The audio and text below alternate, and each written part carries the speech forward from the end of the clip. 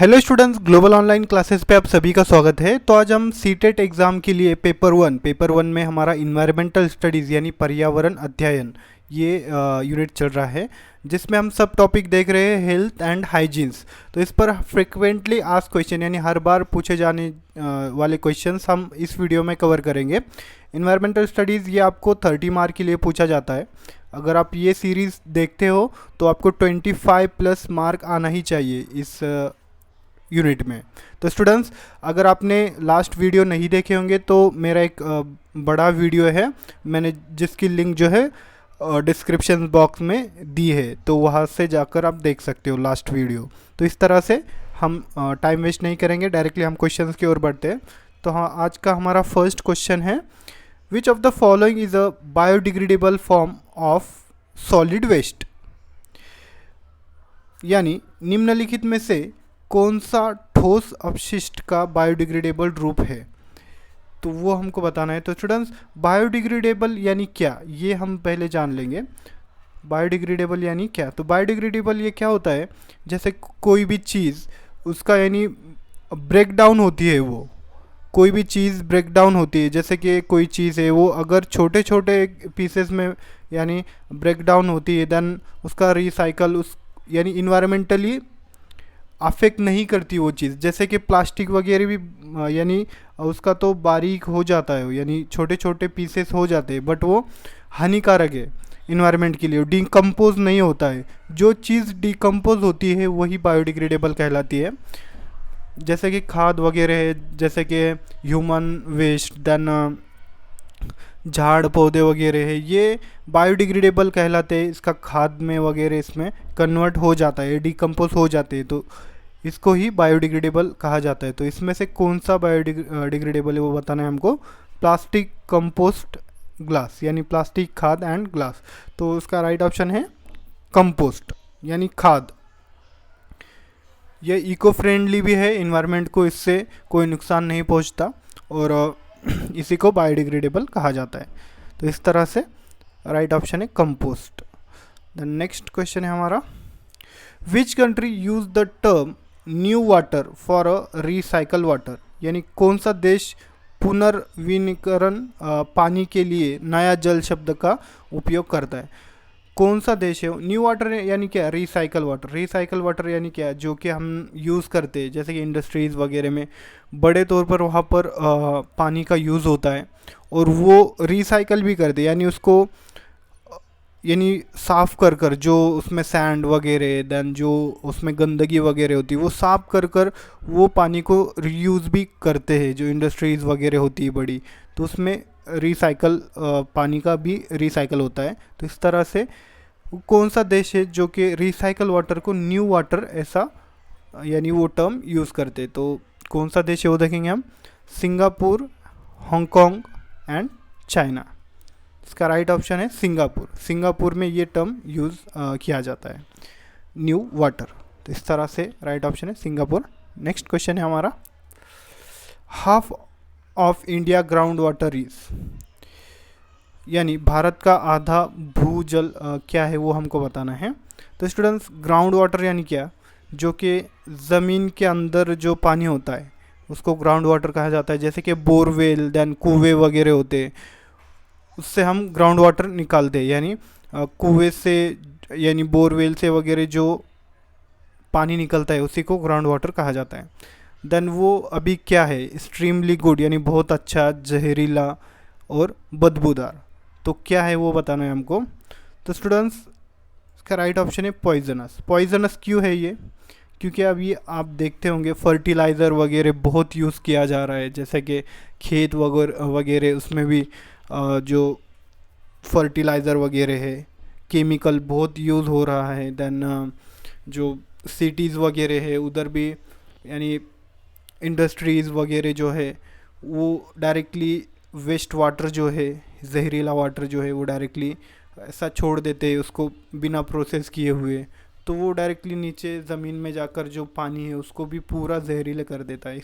इस तरह से बहुत सारा जो पानी है इंडिया का हाफ यानी 50% पानी जो है वाटर जो है वो पॉइजनस है, यानी जहरीला वाटर है अभी जो नीचे ग्राउंड वाटर है।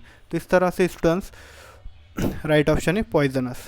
नेक्स्ट क्वेश्चन है हमारा, in which year was the national urban sanitization policy NSUP, इसका शॉर्ट फॉर्म है NSUP, लॉन्च? किस ईयर में हुआ था वो बताना है हमको। राष्ट्रीय शहरी स्वच्छता नीति किस वर्ष में शुरू हुई की गई थी? तो किस वर्ष में शुरू की गई थी वो हमको बताना है।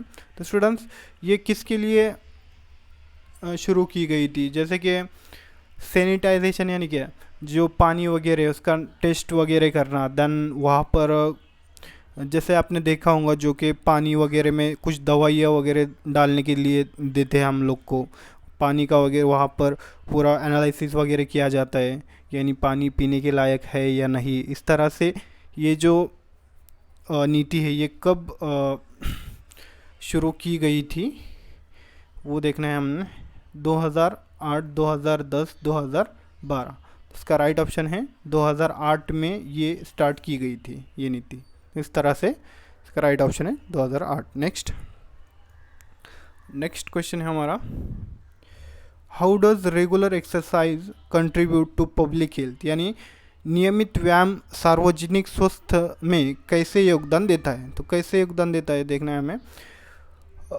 रेगुलर एक्सरसाइज करने से बहुत सारे फ़ायदे हैं, जैसे कि उसकी हेल्थ अच्छी रहती है, देन बीमारियां वगैरह नहीं होती है, देन बहुत सारी चीज़ें, जैसे कि माइंड फ्रेश रहता है सवेरे अगर रेगुलर एक्सरसाइज की तो, देन जो ब्लड प्रेशर वगैरह वो कंट्रोल में रहता है, देन हार्ट की वगैरह समस्या नहीं होती। इस तरह से स्टूडेंट एक्सरसाइज करने के बहुत सारे फ़ायदे हैं, तो उसमें से हमको बताना है या नीचे दिया गया है कौन सा है। इंक्रीज सेडेंटरी लाइफस्टाइल यानी गतिहीन जीवन शैली को बढ़ाता है। देन इन्हांस कार्डियोवैस्कुलर हेल्थ यानी हृदय स्वास्थ्य को बढ़ाता है। देन प्रोमोट्स ओबेसिटी यानी मोटापे को बढ़ावा देता है। देन वीकन्स इम्यून सिस्टम यानी प्रतिरक्षा प्रणाली को कमज़ोर करता है। तो इसका राइट ऑप्शन क्या है? Enhance cardiovascular health.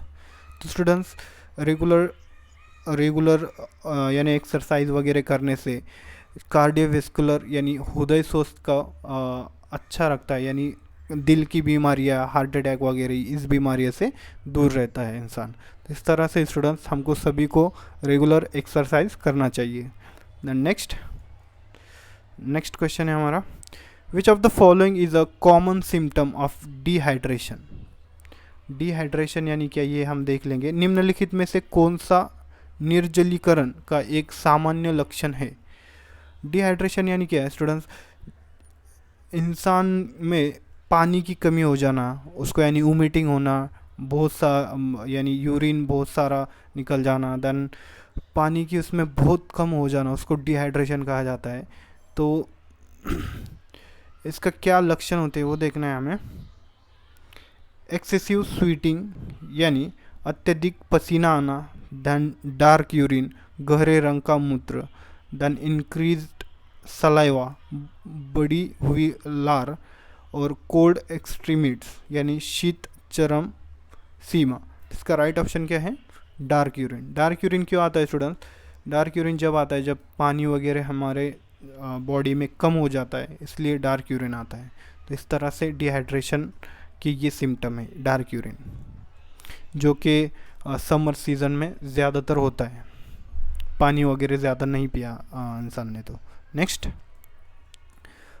क्वेश्चन है हमारा, how does smoking contribute to public health challenges? यानी धूम्रपान सार्वजनिक स्वास्थ्य चुनौतियों में से कैसे योगदान देता है? तो कैसे योगदान देता है स्टूडेंट्स? स्मोकिंग से बहुत सारे नुकसान होते हैं, जैसे कि कैंसर होना, देन सांस की वगैरह बीमारी हो जाती है, फेफड़े वगैरह उससे ख़राब हो जाते हैं। तो इस तरह से स्टूडेंट स्मोकिंग के बहुत सारे नुकसान हैं, उससे आदमी यानी जल्द ही चल बसता है। तो इस तरह से स्टूडेंट क्या कंट्रीब्यूट, क्या चैलेंजेस है वो देखेंगे हम। इन्हांस लंग कैपेसिटी, फेफड़े की क्षमता को बढ़ाता है, ये तो नहीं हो सकता।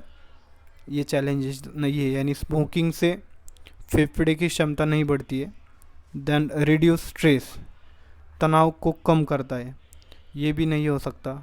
कॉज रेस्पिरेटरी डिसीज़, ये हो सकता है, यानी डायरेक्ट सांस वगैरह लेने से तकलीफ वगैरह होती है स्मोकिंग करने वालों को। देन इम्प्रूव कोग्निटिव फंक्शन, यानी संज्ञात्मक कार्य में सुधार करता है, तो ये भी नहीं है। तो स्टूडेंट्स का राइट ऑप्शन है cause respiratory disease.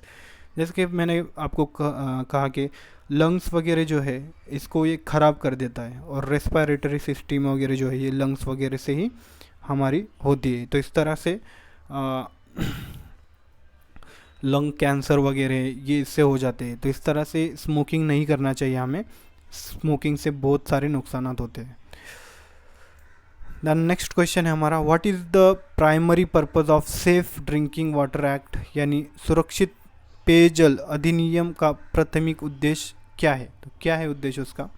Safe water यानी क्या है, जैसे कि खराब वाटर नहीं पीना चाहिए हमें, अच्छा वाटर पीना चाहिए। और ये एक्ट का उद्देश्य क्या है, क्या उद्देश्य है इसका। प्रोमोटिंग वाटर वेस्टेज, यानी पानी की बर्बादी को बढ़ावा देना, ये नहीं हो सकता इसका option. Then ensuring access to clean water, यानी स्वच्छ पानी तक पहुँच सुनिश्चित करना। देन इनकरेज पोल्यूशन, प्रदूषण को प्रोत्साहित करना। Then supporting water borne disease, यानी जल नीति को रोक का समर्थन करना। तो इसका राइट ऑप्शन क्या है, ensuring access to clean water, यानी स्वच्छ पानी तक पहुँच सुनिश्चित करना। तो स्टूडेंट्स घरों यानी सब घर घर जो है नल्स वगैरह यहाँ पर जो कॉरपोरेशन वगैरह का जो पानी आता है, तो इस तरह से ये एक्ट के द्वारा ही आता है, drinking water act.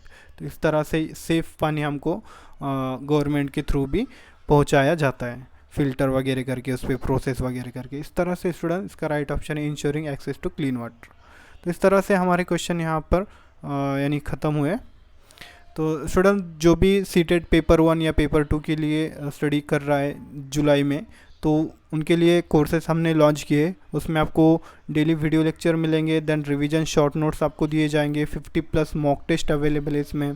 Then MCQs question bank भी इसमें दिया गया है, जो कि most repeated frequently asked question इसमें हमने डाले। देन इसका जो फीस है 2000 फीस है पर पेपर। अगर आप दोनों भी पेपर लेते हो तो आपको 3000 में ये दोनों भी पेपर मिल जाएंगे।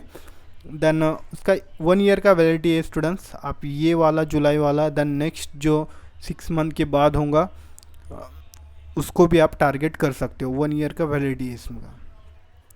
देन इस नंबर पर आप कांटेक्ट कर सकते हो इंक्वायरी करने के लिए।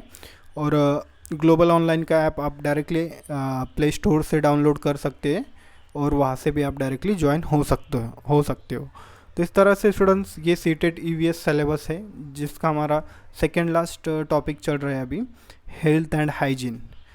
ये अभी ख़त्म हो जाएगा, देन उसके बाद हम ये लास्ट वाला देख लेंगे। इस तरह से स्टूडेंट्स आज का लेक्चर हमारा ख़त्म हुआ।